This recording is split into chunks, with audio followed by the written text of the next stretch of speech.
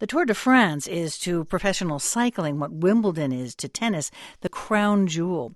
The Tour was first organized by French newspaper editor Henri de Grange in 1903. He also had a hand in the creation of a very different type of cycling event, the randonnée.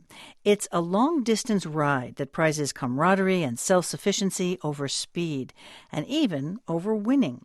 Angela Evansy explains.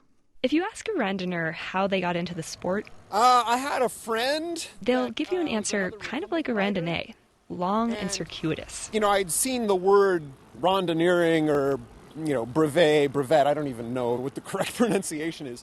Michael Wolff, like a lot of riders, is somewhat new to this world and its lexicon.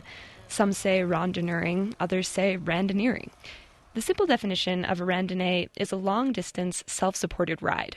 There's no direct translation into English. It can mean a long outing or trip. I think ramble or a randonneur is a wanderer. But everyone can agree on what a randonnée isn't. A race. There are time limits, which means riders can't go too slowly or too quickly.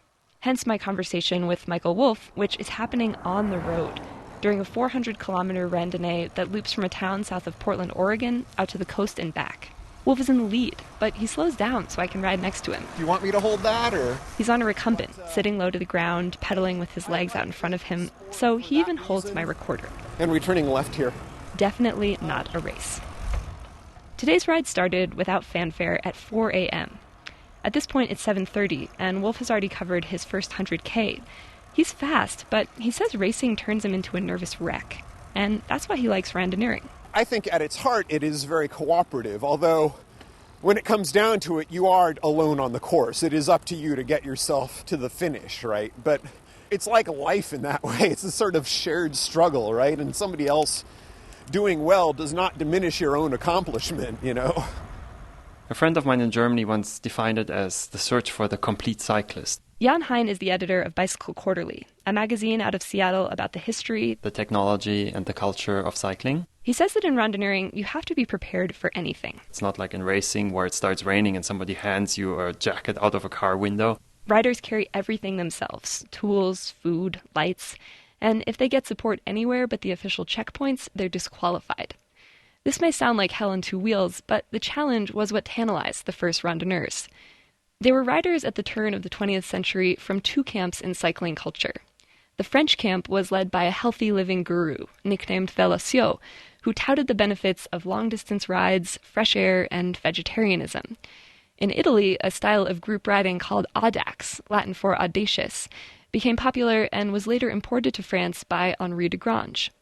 Both styles attracted amateur cyclists, cyclotourists as they were called, who did not get along with professional racers. Because there was a lot of animosity in France, actually, between the tourists and the racers. Because the tourists said, we are going in the mountains, and we are a participatory sport. Participatory meaning that women could ride alongside men, and people could ride basically whatever they wanted.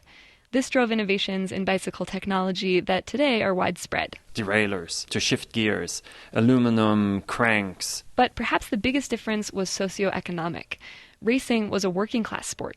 Prize money was a way out of the coal mines or factories. You don't have the liberty to say, well, the other guy deserves to win if your living depends on it. Randonneuring was more of a refined hobby. But if you're doing this for fun, like a lot of amateur racers do in the United States today, suddenly the distinction between winner and second becomes meaningless. The pinnacle of randonneuring today is a ride called Paris-Brest-Paris. You can probably guess the route. It's held every 4 years, 1,200 kilometers in 90 hours non-stop. Americans can participate by completing a series of qualifying rides here organized by Randonneurs USA.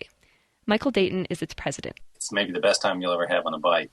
But a lot of people don't want to make that trip to France. Hence the 1,200 Ks now held here in the U.S. There are 7 scheduled for this season. Randonneurs USA has 3,200 members this year, up 260% from a decade ago.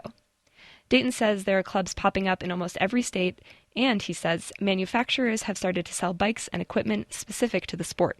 When the industry sets up and takes notice, you can tell that something's happening, and that is what has happened. At mile 168 of the Oregon ride, I meet up with Leslie Larson and Michael Young, both from Eugene. Hi. How's it going? We're on an empty road in Kings Valley, rolling through open fields. Mount Hood, glowing white, anchors the far horizon. nothing but sun, and Larson is pleased. Good. Usually sort of do this under rainy conditions and, hovering in safe ways and getting hypothermia. Then again, it seems like these two would be having a good time no matter what. Who could carry stress with them for 200 plus miles? You just have to leave it behind. And with that, they ride around the next bend. For NPR News, I'm Angela Evansy in Western Oregon.